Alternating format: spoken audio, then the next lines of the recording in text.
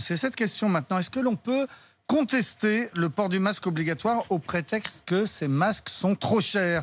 Nous sommes en ligne avec maître David Guyon. Bonjour. Oui, bonjour. Vous êtes avocat au barreau de Montpellier. Vous défendez un habitant de Montpellier qui estime qu'il n'a pas les moyens financiers de s'acheter les masques. Pourquoi? C'est une famille très nombreuse?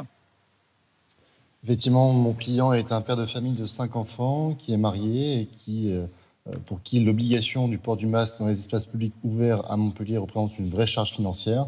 Malheureusement, l'obligation n'a pas été suivie des moyens financiers pour soutenir cette famille, dès lors qu'il faut des masques suffisants pour l'ensemble de la famille et que ces masques doivent être renouvelés de manière assez régulière dès lors qu'il décide d'une virée en ville.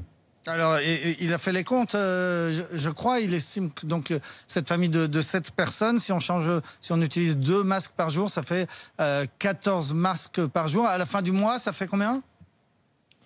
Alors, on n'a pas exactement fait les comptes puisque pour le moment, la solution qui a été trouvée, ça a été d'éviter finalement le centre-ville de Montpellier et de réduire finalement le changement des masques en remettant les mêmes masques que ceux qu'ils avaient mis le matin. Mais si on estime à peu près, grosso modo, ça fait quand même une augmentation de 300 à 400 euros par mois pour le budget de la famille.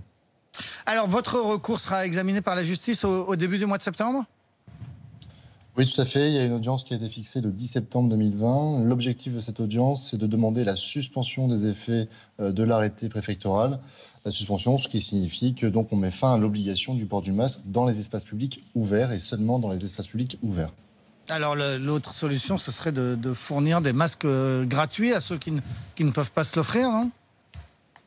Effectivement, ce serait une des solutions. On a également d'autres arguments. C'est peut-être aussi de revenir avec un petit peu de raison et de garder le masque dans les moments où effectivement les gestes barrières ne sont plus possibles à mettre en œuvre.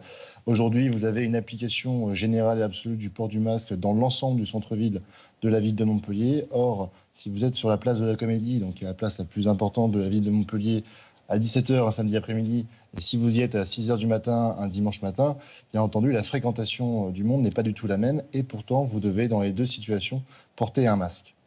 Mais maître Guyon, expliquez-nous, vous vous battez vraiment pour un père de famille nombreuse parce qu'il n'a pas les moyens de s'offrir ce masque, ou au-delà de ce cas particulier, vous vous battez contre l'obligation de porter le masque?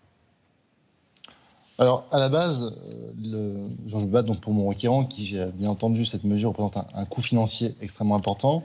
Après, derrière, pour moi, dès lors que je souhaite obtenir gain de cause, je suis obligé de soulever un certain nombre d'arguments. Donc, ce n'est pas le port du masque en général que je combats, simplement le port du masque dans les espaces publics ouverts tel qu'elle a été décidée à Montpellier. Donc, attention, ce n'est pas une contestation pure et simple du port du masque en toutes circonstances. Parce qu'on pourrait vous suggérer tout simplement que votre client s'achète des masques en tissu, qu'il les lave régulièrement. Enfin, on peut arriver à un coût bien inférieur à ce qui est avancé. On a l'impression tout de même que vous menez un combat. Alors le décret du 10 juillet 2020, qui est le décret sur lequel on se base pour pouvoir fixer donc la fin de l'état d'urgence sanitaire, a bien déterminé quelle était la nature du masque que vous deviez porter dans les espaces publics ouverts. Donc c'est le masque grand public. Et ce masque-là, donc, c'est un masque qui est renouvelable, qui est jetable. Mmh. Si vous mettez un masque en tissu, vous ne vous conformez pas à l'obligation qui est fixée par le décret du 10 juillet 2020. Ouais.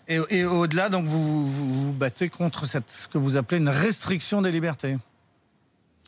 Effectivement, l'idée est la suivante. Si vous êtes capable de faire aussi bien, voire mieux, avec moins de restrictions de liberté, alors vous devez le faire. Pourquoi? Parce que vous pouvez le faire.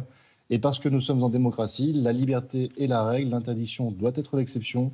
Et ce que je fais à travers ce référé, c'est aussi rappeler aux décideurs publics que chaque fois qu'il y a une restriction de liberté, il faut que derrière, on justifie de l'avantage procuré sur la santé publique. Or, en l'espèce, le port du masque dans les espaces publics ouverts n'apporte aucune amélioration de la protection de la santé publique, puisque scientifiquement, il y a quand même débat sur l'utilité du masque dans les espaces publics ouverts. Et bien entendu, le masque grand public que l'on vous fournit ne vous protège pas si vous êtes contaminé, ce qui veut dire que vous pouvez penser à tort être protégé et donc réduire les gestes barrières, ce qui est contre-productif.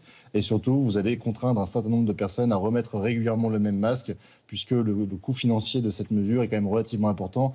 Et s'il est extrêmement important pour les personnes les plus fragiles, il l'est également pour les personnes qui sont dans les catégories socio-professionnelles moyennes et pour qui, bien entendu, ce coût ne sera jamais pris en charge par la communauté et qui devront quand même faire face à cette obligation-là. Ok, merci. On a entendu vos arguments, maître David Guyon, donc avocat au barreau de Montpellier, qui conteste l'obligation de porter le masque. On marque une pause.